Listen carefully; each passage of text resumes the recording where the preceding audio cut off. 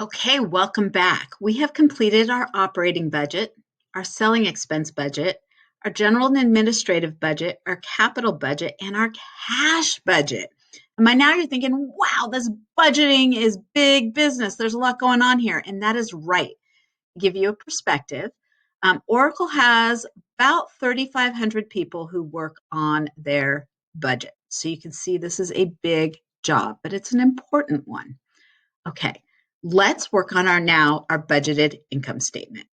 Okay, so we're going to do April. We're going to split it up like we did the last one. We'll do April, and then we may do May and June together. All right, so our sales are going to come straight from the selling budget. Our sales dollars are $262,500. Okay, our cost of goods sold, that's going to be our direct materials, direct labor, and factory overhead. So, but our cost of goods sold, remember, is based on not the cash we spend, but how much costs get allocated to products and how much we sell. So we're going to go back to our additional information, and it says here, we go all the way up to row 7, the product's manufacturing cost is $11.50 per unit, and that's the number we're going to use to calculate cost of goods sold. $11.50 a unit. So our cost of goods sold is going to be the number of units sold, which we're going to get from our sales budget. And we are projecting to sell 10,500 units times $11.50 a unit for our cost of goods sold, which would be $120,750. Our gross profit, you all know this, is sales minus cost of goods sold, gives us our gross profit of $141,750. Now remember, in the last video we did our cash budget. This is our income statement. This is accrual based. Okay, this overlaps with cash, but it is not cash based.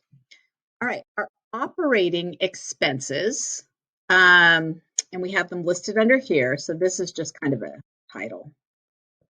Let's just give that a little italic.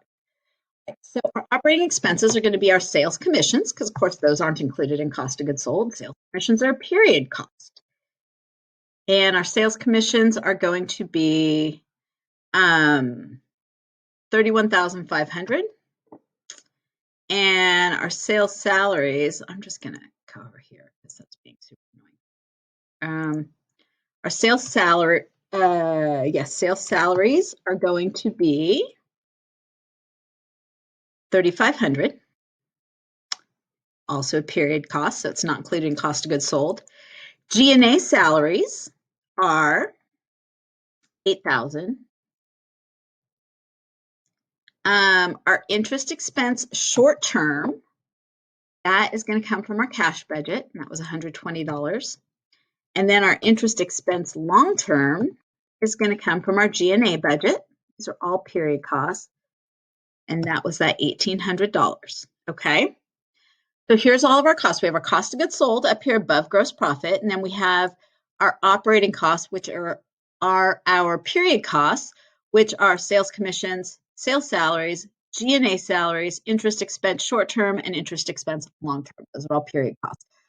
In case anyone is wondering, what kind of income statement are we doing? And bless you for even thinking of that question. This is an absorption income statement. This is the one we can use for U.S. purposes. All right. So our total operating expenses, we're just going to add those up. And our total operating expenses for April will be $44,920. Our net income before taxes is going to be our gross profit, $141,750, minus our operating expenses of $44,920. And we get net income before taxes of $96,830. Now, we haven't done a lot with taxes yet so far in this course, but today is the day, because you can guarantee at some point those taxes are going to come due, and today is the day they come due for us. So I'm going to go to my additional information. It tells me right here what the tax rate is, but I'm just going to go make sure. And in fact, it tells me that income taxes will be assessed at 35% this quarter. It also tells me here on row 28 that no cash payments for income taxes are going to be made during the second quarter calendar. That doesn't matter for my income statement, but it sure is going to matter for my balance sheet, because if I'm not paying cash, then I must be crediting a payable, debiting income tax expense, crediting income tax payable. I'm going to keep that in the back of my mind for when we get to our balance sheet.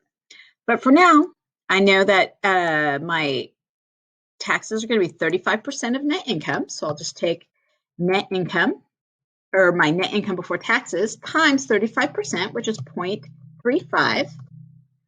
And my net income after taxes, what we'll just call net income, will be my net income before taxes minus my taxes, are a total of $62,939.50. Okay. Yeah, because our tax said 50 cents. All right, so that's our budgeted income statement for April.